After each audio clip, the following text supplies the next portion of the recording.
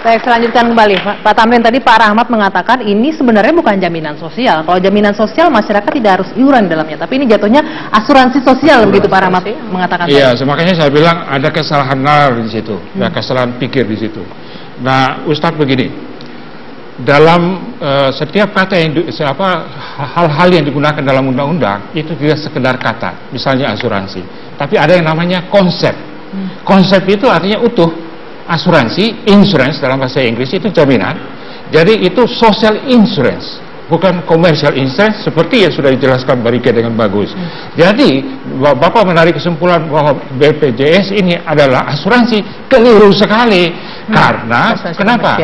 Apa asuransi komersial itu? Jati dirinya antara individu membayar kepada perusahaan, dan kemudian perusahaan memberikan jaminan sesuai dengan iuran atau bayaran dari individu.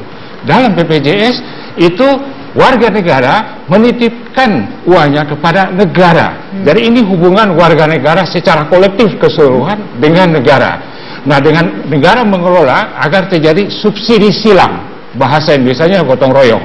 Artinya terjadi subsidi silang antara kelas atas yang 5%, kelas menengah yang 40%, dan kelas bawah yang 55%, supaya yang berpunya di atas membantu yang di bawah. Dengan sistem ini. Ada ini di sini Pak Rahmat, prinsip gotong royong paling membantu begitu. Ya, saya kira pertama kali justru ini adalah kritik Hizbut Tahrir sejak awal ketika terbit undang-undang SJSN juga BPJS. Kita kritik. Yang pertama, dalam undang-undang itu adalah pengalihan tanggung jawab. Negara yang seharusnya bertanggung jawab atas kebutuhan rakyat dalam urusan sandang, pangan, papan, termasuk pendidikan, keamanan, dan kesehatan, harusnya menjadi tanggung jawab negara. Tetapi undang-undang itu dialihkan kepada rakyat, rakyat yang harus membayar. Kalau tadi disebut asuransi, asuransi mungkin ada sedikit berbeda dengan komersial, tapi fakta asuransi tidak berbeda. Satu, di situ ada membayar iuran. Iuran itu premi, harus wajib dibayar setiap bulan, dan ada denda apabila telat pembayaran. Coba. Nah, ini kesalahan pikir. Saya tambahkan. Jangan pikir lagi nih, kesalahan nalar lagi. Saya tambahkan, Pak. Sebentar lagi. Saya tambahkan dulu. Kesalahan nalar lagi nih. Kesalahan nalarnya begini. Jadi negara itu memang tugasnya adalah mengambil dari masyarakat, dari warga negara. Itu negara sekuler. Dengar dulu. Negara itu mengambil dan meredistribusikan. Pajak kita yang membiayai negara ini bukan negara. Rakyat pembayar pajak itu yang membiayai negara. Itu saya tambahkan. Rakyat pembayar pajak yang membayar negara ini, bukan negara. Pak Tamrin, silakan baca. Di dalam sedikit, Mbak. Ya. Di dalam Undang-Undang Dasar 1945 amandemen pasal 28 dan 34 yang dibacakan Bu Rike tadi, itu kalimatnya jaminan loh, Pak. Bukan asuransi. Itu pertama. Sebentar. Itu main dengan kata. Sebentar. Memotong terus. Ya, jadi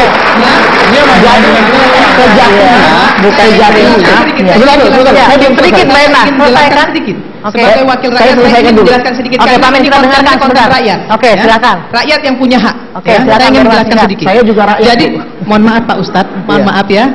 Selesaikan satu, baru yang satu ngomong. Saya tadi sedang bicara. Jadi, bahwa pada tanggal 6 September 2000, berdasarkan fatwa Dewan Syariah Nasional (DSN) MUI nomor 17 tahun 2000 tentang sanksi atas nasabah mampu yang menunda-nunda pembayaran.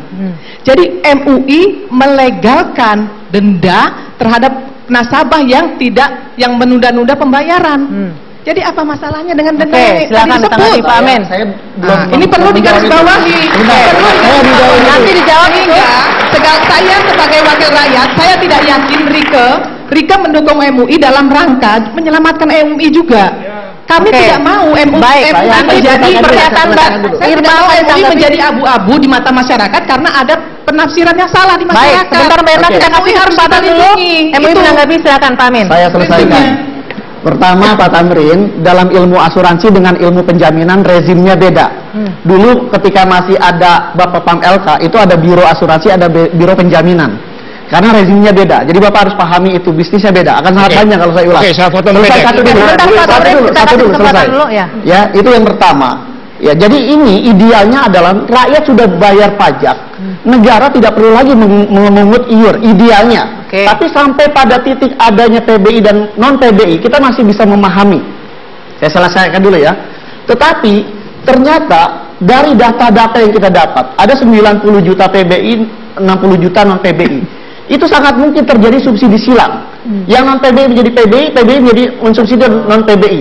Itu sebuah ketidakadilan. Ya. Jadi saya tidak mempersoalkan masalah iurannya, Pak. Jadi itu satu. Kedua, ya. Nah, karena dana itu terhimpun secara cair begitu, itu dana itu liquid sekali. Saya paham tentang masalah investasi. Ini poin kedua yang masalah riba. Tentu pasti dana yang terkumpul dari iur dan subsidi pemerintah itu tidak ditempatkan di dalam lemari kan?